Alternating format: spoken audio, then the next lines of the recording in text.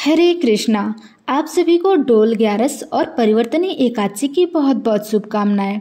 भाद्रपद महीने के शुक्ल पक्ष की परिवर्तनी एकादशी का दिवस स्वयं में अद्भुत, अलौकिक और परम पावन माना जाता है। शास्त्रों में वर्णित है कि जब 4 महीने तक भगवान श्री हरि विष्णु योग निद्रा में शयन करते हैं तो इसी दिन वे करवट बदलते हैं। इसी कारण इसे परिवर्तनी अर्थात परिवर्तन एकादशी भी कहा जाता है और इस दिन का विशेष महत्व वृष के मंगलमय जीवन से भी जुड़ा हुआ है, क्योंकि आज ही के दिन मैया यशोदा ने लल्ला कान्हा की सूर्य पूजा करवाई थी, जिसे कुआं पूजन भी कहा जाता है। और यही वह पावन अवसर था जब पहली बार नंद बाबा ने अपने लाला को रथ पर बिठाकर महेश्वर नगर का भव्य भ्रमण करवाया था। इसलिए यह तिथि केवल व्रत और पूजन ही नहीं बल्कि भगवान के जीवन से जुड़े स्मरणीय उत्सवों का भी प्रतीक बन गई है।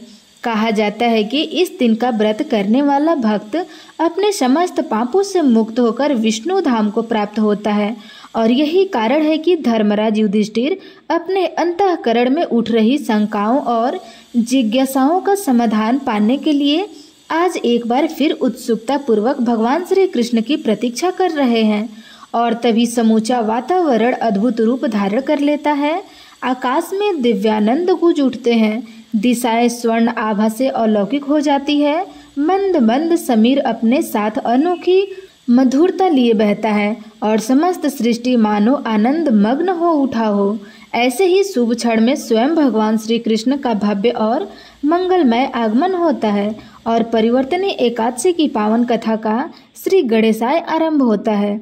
एक बार युधिष्ठिर महाराज ने पूछा, हे केशव, कृपया यह बताइए कि भाद्रपद मास में शुक्ल पक्ष में जो एकादशी होती है उसका क्या नाम है, उसके देवता कौन है और क्या विधि है। तब भगवान श्री कृष्ण बोले, हे राजन, इस विषय में मैं तुम्हें आश्चर्यजनक कथा सुनाता हूँ, जिसे एक समय श्री ब्रह्मा जी ने देव ऋषि नारद जी से कहा था। नारद जी ने पूछा, चतुर्मुख, आपको नमस्कार है। मैं भगवान विष्णु की आराधना के लिए आपके श्रीमुख से यह सुनना चाहता हूँ कि भाद्रपद मास के शुक्ल पक्ष में कौन सी एकादशी होती है। तब श्री ब्रह्मा जी ने कहा, मुनि श्रेष्ठ, तुमने लोक हित के लिए यह बहुत उत्तम बात पूछी है। क्यों न हो वैष्णव जो ठहरे भादो के शुक्ल पक्ष की एकादशी परिवर्तनी के नाम से विख्यात है। उस दिन भगवान ऋषिकेश की पूजा की जाती है और यह उत्तम व्रत अवश्य करने योग्य है।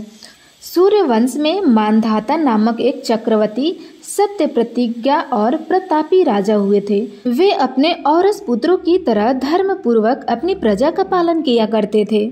उनके राज्य में कभी अकाल नहीं पड़ता था, किसी को मानसिक कष्ट भी नहीं सताता था और आदि व्याधियों का प्रकोप भी उनके राज्य में कभी नहीं होता था। उनकी प्रजा निर्भय और धन धान्य से समृद्धि थी। महाराज के कोष में केवल न्यायोपार्जित धन का ही संग्रह होता था। उनके राज्य में समस्त वर्णों और आश्रमों के लोग अपने अपने धर्म से तत्पर रहते थे। मानधाता के राज्य की भूमि कामधेनु के समान फल देने वाली थी। उनके राज्यकाल में प्रजा को बहुत सुख प्राप्त होता था। एक समय किसी कर्म का फल भोग प्राप्त होने पर राजा के राज्य में 3 वर्षों तक वर्षा नहीं हुई। इससे उनकी प्रजा भूख से पीड़ित होकर नष्ट होने लगी। तब संपूर्ण प्रजा ने महाराज के पास आकर इस प्रकार कहा। प्रजा बोली, राजन, आपको प्रजा की बात सुननी चाहिए। पुराणों में मनीषी पुरुष ने जल को नार कहा है। वह नार ही भगवान का अयन अर्थात निवास स्थान है, इसलिए वे नारायण कहलाते हैं। नारायण स्वरूप भगवान विष्णु सर्वत्र व्यापक रूप में विराजमान है। वे ही मेघ स्वरूप होकर वर्षा करते हैं। वर्षा से अन्न पैदा होता है और अन्न से प्रजा जीवन धारण करती है। हे राजन, इस समय अन्न के बिना प्रजा का नाश हो रहा है, अतः ऐसा कोई उपाय कीजिए जिससे हमारे योगक्षेम का निर्वाह हो। राजा ने कहा, आप लोग का कहना तो सत्य है, क्योंकि अन्न को ब्रह्मा कहा जाता है। अन्न से प्राणी उत्पन्न होते हैं और अन्न से ही जगत जीवन धारण करते हैं। लोक में बहुधा ऐसा सुना जाता है और पुराण में भी बहुत विस्तार के साथ ऐसा वर्णन है कि राजाओं के अत्याचार से ही प्रजा को पीड़ा होती है। किंतु जब मैं बहुत सोच विचार करता हूँ तो मुझे अपना किया हुआ कोई भी अपराध नहीं दिखाई देता। फिर भी मैं प्रजा का हित करने के लिए पूर्ण प्रयास करूँगा। ऐसा निश्चय करके राजा मानधाता कुछ गिने चुने व्यक्तियों को साथ लेकर विधाता को प्रणाम करके शंखन वन की ओर चल पड़े। वहां जाकर के मुख्य मुनियों और तपस्वियों के आश्रम में घूमते फिरे। एक दिन उन्हें ब्रह्मपुत्र अंगिरा ऋषि के दर्शन हुए। उन पर दृष्टि पड़ते ही राजा हर्ष में भरकर अपने वाहन से उतर पड़े और इंद्रियों को वश में रखते हुए दोनों हाथ जोड़कर उन्होंने मुनि के चरणों में प्रणाम किया। मुनि ने भी स्वास्ति कहकर राजा का अभिनंदन किया और उनके राज्य के 7 अंगों की कुशलता भी पूछी। तब राजा ने अपनी कुशलता बताकर मुनि के स्वास्थ्य का समाचार पूछा। मुनि ने राजा को आसन और अर्घ दिया। उन्हें ग्रहण करके जब वे मुनि के समीप बैठे तो मुनि ने राजा से आगमन का कारण पूछा। तब राजा कहने लगे, भगवान, मैं धर्मानुकूल प्राणी से पृथ्वी का पालन कर रहा था, फिर भी मेरे राज्य में वर्षा का अभाव हो गया। इसका क्या कारण है मुनिवर? इस बात को मैं नहीं जानता। तब ऋषि बोले, राजन, सब युगों में उत्तम यह सतयुग है। इसमें सब लोग परमात्मा के चिंतन में लगे रहते हैं और इस समय धर्म अपने चारों चरणों से युक्त होता है। इस युग में केवल ब्राह्मण ही तपस्वी होते हैं, दूसरे लोग नहीं। किंतु महाराज, तुम्हारे राज्य में एक शूद्र तपस्या कर रहा है, इसी कारण मेघ पानी नहीं बरसते। तुम इसके प्रतिकार का यत्न करो, जिससे यह अनावृष्टि का दोष शांत हो जाए। राजा ने कहा, मुनिवर, एक तो वह तपस्या में लगा है, दूसरे वर निरपराध है, अतः मैं उसका अनिष्ट नहीं करूंगा। आप उस दोष को शांत करने वाले किसी धर्म का उपदेश कीजिए। ऋषि बोले, राजन, यदि ऐसी बात हो तो एकादशी का व्रत करो। भाद्रपद मास के शुक्ल पक्ष में जो परिवर्तनी नाम से विख्यात एकादशी होती है, उसके व्रत के प्रभाव से निश्चय ही उत्तम वृष्टि होने लगेगी। राजन, तुम अपनी प्रजा और परिजनों के साथ इसका व्रत करो। तब ऋषि के यह वचन सुनकर राजा ऋषि को प्रणाम करके अपने महल वापस लौट आए। फिर उन्होंने चारों वर्णों की समस्त प्रजा के साथ भादों के शुक्ल पक्ष की एकादशी का व्रत किया। इस प्रकार व्रत करने पर मेघ पानी बरसने लगे, पृथ्वी जल से परिपूर्ण हो गई और हरी भरी खेती से सुशोभित होने लगी और उस व्रत के प्रभाव से सभी लोग सुखी हो गए। भगवान श्री कृष्ण धर्मराज से कहते हैं, राजन, इस कारण इस उत्तम व्रत का अनुष्ठान अवश्य करना चाहिए। परिवर्तनी एकादशी के दिन जल से भरे हुए घड़े को साफ सफेद वस्त्र से ढककर दही और चावल के साथ ब्राह्मण को दान देना चाहिए। साथ ही छाता और जूता भी दान देना चाहिए। दान करते समय इस प्रकार से कहना चाहिए कि बुधवार और श्रवण नक्षत्र के योग से युक्त द्वादशी के दिन बुध श्रवण नाम धारण करने वाले भगवान गोविंद, आपको नमस्कार है, आपको नमस्कार है। मेरी पाप राशि का नाश करके आप मुझे सभी प्रकार के सुख प्रदान करें। आप पुण्यात्मा जनों को भोग और मोक्ष प्रदान करने वाले तथा सुखदायक है। राजन, इसके पढ़ने और सुनने मात्र से मनुष्य सब पापों से मुक्त हो जाता है। इस प्रकार जब भगवान श्री कृष्ण ने धर्मराज युधिष्ठिर को परिवर्तनी एकादशी का व्रत महात्म्य सुनाया, तब धर्मराज के हृदय की सारी शंकाएं शांत हो गई। उनके चेहरे पर संतोष और भक्ति का तेज झलकने लगा। युधिष्ठिर महाराज हाथ जोड़कर बोले, हे नाथ, आपने आज मेरे मन के सभी संदेह दूर कर दिए, मुझे धर्म का सार समझाया और एकादशी का अद्भुत महत्व भी बताया। अब यह व्रत में और मेरे समस्त भाई अत्यंत श्रद्धा से अवश्य करेंगे। ऐसा कहकर के युधिष्ठिर महाराज ने भगवान श्री कृष्ण के चरणों में प्रणाम किया और उसी समय भीम, अर्जुन, नकुल और सहदेव भी वहां उपस्थित होकर कथा श्रवण से धन्य हुए और सभी ने व्रत करने का संकल्प लिया। सभा में उपस्थित महारानी द्रौपदी और महल की अन्य स्त्रियां भी हर्ष और भक्ति से भर उठी। उस पावन क्षण में समस्त राजमहल में जैसे दिव्य का प्रकाश फैल गया हो। शंखनाद और मंगल ध्वनियां गूंज उठी। देवताओं ने पुष्प वर्षा की और हर कोई श्री कृष्ण की महिमा का गान करने लगा। इस प्रकार कथा के श्रवण से धर्मराज युधिष्ठिर को धर्म का गढ़ ज्ञान प्राप्त हुआ और समस्त सभा भक्ति भाव में श्री हरि के चरणों में लीन हो गई। सभी प्रेम से बोलिए, श्री लक्ष्मी नारायण भगवान की जय, परिवर्तनी एकादशी की जय। प्रिय श्रोताओं, अब आइए आप श्रवण करेंगे तुलसी माता की कथा, क्योंकि शास्त्रों में स्पष्ट कहा गया है कि जब तक भगवान श्री हरि की प्राण प्रिय तुलसी माता की कथा का श्रवण नहीं किया जाता, तब तक एकादशी की कोई भी कथा पूर्ण नहीं मानी जाती है। तुलसी माता की वह पवित्र स्वरूप है जिनकी सेवा और पूजन से स्वयं श्री नारायण प्रसन्न होकर भक्तों को अक्षय फल प्रदान करते हैं। जिस प्रकार दीपक के बिना अंधकार दूर नहीं होता, उसी प्रकार तुलसी महिमा के बिना एकादशी का व्रत अधूरा होता है। इसलिए आप श्रवण करिए श्री हरि की प्रियतमा समस्त भक्तों का मंगल करने वाली पुण्य की मूर्ति माता तुलसी की पावन कथा। एक बार की बात है, भगवान श्री राम और माता सीता जी अपने 14 वर्ष के वनवास के दौरान चित्रकूट में आराम कर रहे थे। माता से मिलने वाले पुण्य फलों के बारे में वे आपस में बात कर रहे थे। बातों ही बातों में माता सीता जी के मन में कुछ प्रश्न उठे तो उन्होंने भगवान श्री राम से कहा, हे प्रभु, मेरे मन में कुछ प्रश्न उठ रहे हैं जिनके उत्तर जानने के लिए मेरा मन बेचैन हो रहा है। तब भगवान श्री राम ने कहा, हे देवी, आपके मन में भला कौन से प्रश्न उठ रहे हैं? आप जल्दी बताइए, मैं आपके सभी प्रश्नों के उत्तर और उनका रहस्य भी जरूर बताऊंगा। तब माता सीता ने कहा, हे प्रभु, तुलसी को जल कैसे देना चाहिए और तुलसी को जल देने की सर्वोत्तम विधि कौन सी है? तुलसी को जल देने का मंत्र कौन सा है? तब भगवान श्री राम देवी सीता से कहने लगे, हे देवी, तुलसी जी में जल अर्पित करते समय यह 3 शब्द कहना चाहिए जिससे गरीबी दूर हो जाती है। एक बार माता सीता ने भगवान श्री राम से तुलसी जी को जल देने के महत्व के बारे में पूछा तो भगवान ने उन्हें उनका महत्व सुनाया। अब आगे माता सीता जी ने कहा, हे स्वामी, आपने मुझे तुलसी जी को जल देने का महत्व तो बता दिया, परंतु अब मेरे मन में यह जानने की जिज्ञासा हो रही है कि तुलसी को जल कैसे देना चाहिए?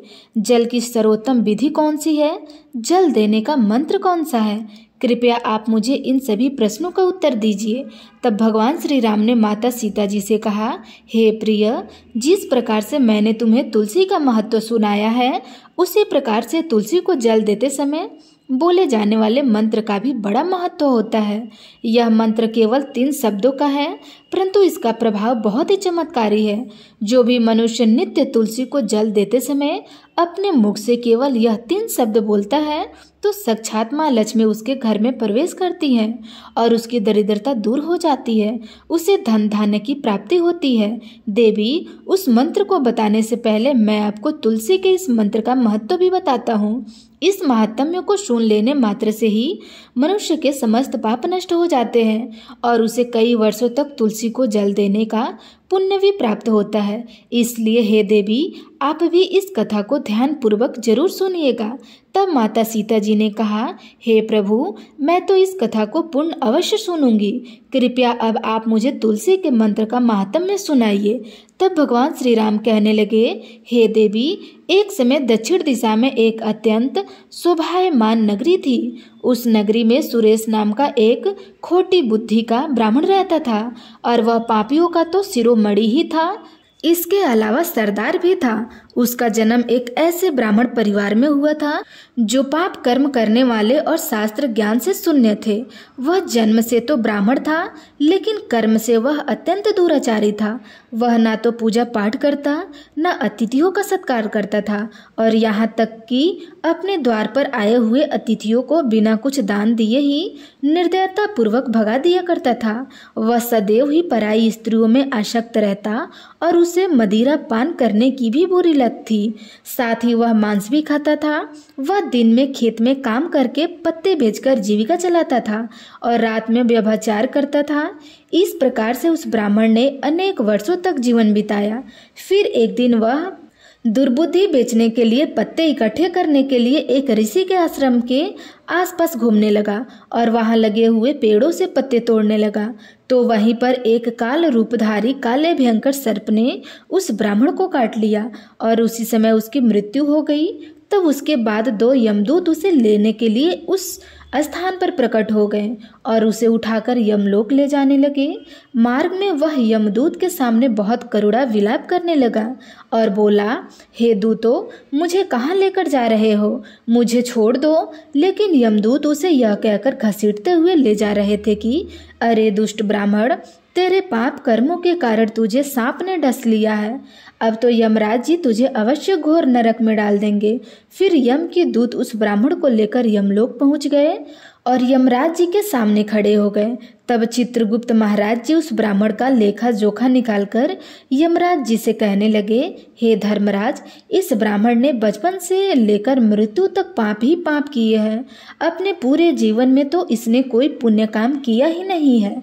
जब धर्मराज जी अपने दूतों से कहते हैं, दूतों, इस घोर पाप करने वाले मनुष्य को उठाकर ले जाओ और इसे नरक में डाल दो। फिर यम के दूत उस पंडित को लेकर के नरक की भयंकर अग्नि में ढकेल देते हैं। तो अनेक वर्षों तक नरक में सजा भोगने के बाद उस ब्राह्मण को अपने दूसरे जन्म में एक बैल का शरीर मिला। बैल का जन्म पाकर वह बोझ उठाने का काम करने लगा। उसका मालिक उससे दिन रात काम करवाने लगा। फिर जब उस बैल की शक्ति कम हो गई तो उसके मालिक ने एक लंगड़े आदमी के हाथों बेच दिया। तो उस लंगड़े आदमी ने उस बैल को खुद का बोझा उठाने के काम में उपयोग करना शुरू कर दिया। वह उसकी पीठ पर बैठकर दूर दूर घूमता था। इस प्रकार से उस बैल ने 10 वर्षों तक उस लंगड़े आदमी का बोझ उठाया।